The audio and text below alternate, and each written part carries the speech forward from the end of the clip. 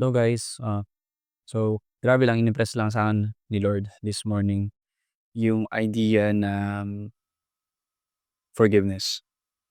Alam mo yun, I've woke up this morning after I prayed. I've gone to a devotion and then I've read His word in Luke chapter 23 verses 34 to 35 if I'm not mistaken.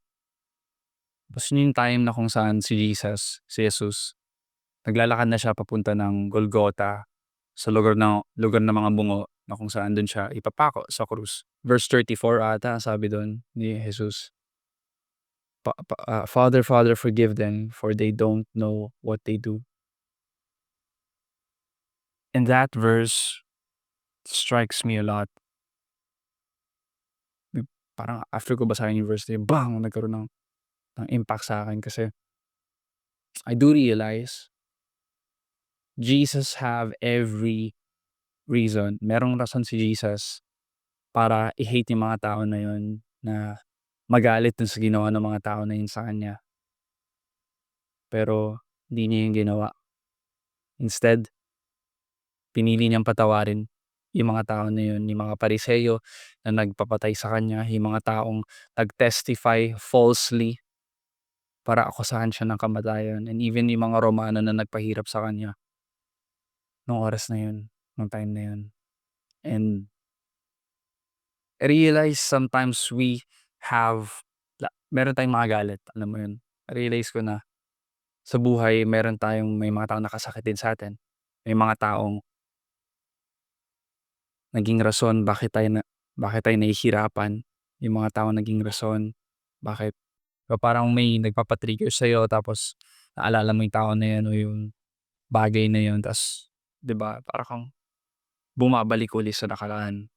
And I do realize that most of us who have been betrayed, most of us who have deep hurt sa mga puso natin, all of us na galit sa isang tao, 'di ba? Lahat tayo, gumawa tayo ng rehas on our own making, 'di ba? Eh, nakakulong tayo sa rehas na galit na tanging tayo lang din yung makakapagpalaya dun. And I realize that God encourages us to forgive. Gusto ni Lord na magpatawad din tayo ng iba kasi naniniwala ako na forgiveness is the only way to experience true freedom. Kapag nagpatawad ka, yun lang yung rason o yun lang yung solusyon para makaranas ka ng tunay na kalayaan. For you to truly move on. And yun yung na-realize ko, no? Jesus did everything. Jesus sacrificed His life, 'di ba? Like yung cross na yun na bitbit niya sa likod niya, parang yung imagery, para siyang metaphor na yun yung mga kasalanan ng buong sangkatauhan simula ng beginning ng time hanggang matapos yung mundo. Lahat yun binitbit niya sa likod niya kasi alam mong gusto niyang gawin, palayain ka. Palayain tayo sa rehas ng kasalanan, sa chains ng kasalanan at bigyan tayo ng buhay na walang hanggan. It's the same thing with us. I don't know, for some of you, maybe meron kayong issue na ganyan. Meron kayong galit sa puso niyo, and I believe this is the day that God encourages you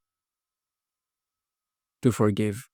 Ito na yung araw para piliin mo na magpatawad nang sa gayon maranasan mo yung tunay na kalayaan, makapag-move on ka na and makalaya ka na sa bigat-bigat na yan na dala-dala mo.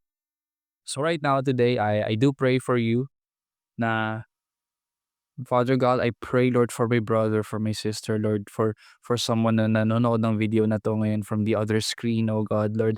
I pray, Panginoon, Lord, na tulungan mo po siya, Panginoon, Lord, na magpatawad, Panginoon, na patawarin 'tong tao na ito, Panginoon, Lord, na nagkasala po sa kanya, na nakasakit sa kanya, na talagang, binitray yung tiwala na meron siya, Panginoon, Lord. Ngayon, Lord, pinapanalangin ko, God, na kamtam niya, Panginoon, na piliin niyang kumuha ng lakas sa'yo, Panginoon, for you said in your word that your strength is perfect in our weakness.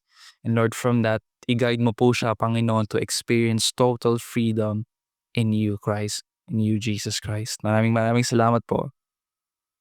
In Jesus' name, amen.